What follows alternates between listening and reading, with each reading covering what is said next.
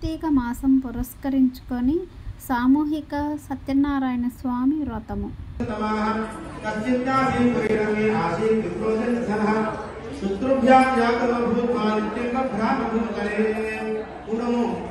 కాశీపట్నంలో ఒక బ్రాహ్మణుడు ఉన్నాడట.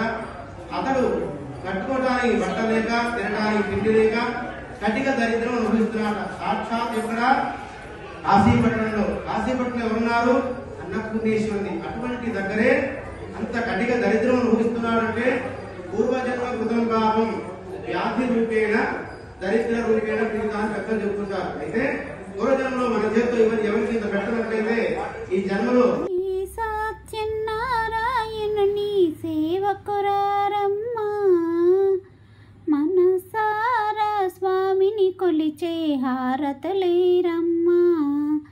శ్రీ సత్యనారాయణుని సేవకురారమ్మా, మనసారా స్వామిని కొలిచే హారతలేరమ్మా. నోచిన వారికి నోచిన వరము, చూచిన వారికి చూచిన ఫలము.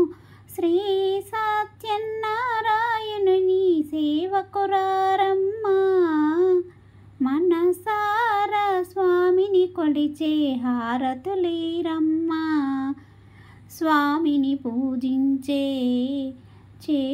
చేతులట, ఆ మూర్తిని దర్శించే కన్నులట. తన కథ వింటే ఎవ్వరికైనా జన్మ తరించునట. శ్రీ సత్యనారాయణుని సేవకురారమ్మా, మనసారా స్వామిని కొలిచే హారతులేరమ్మా. ఏ వేళైనా ఏ శుభమైనా కొలిచే దైవం ఈ దైవం. అన్నవరంలో వెలసిన దైవం, ప్రతి ఇంటికి దైవం. శ్రీ సత్యనారాయణుని సేవకురారమ్మా, మనసారా స్వామిని కొలిచే హారతులేరమ్మా. అర్చన చేద్దామా, మనసు అర్పణ చేద్దామా. స్వామికి మదిలోనే కోవెల కడదామా.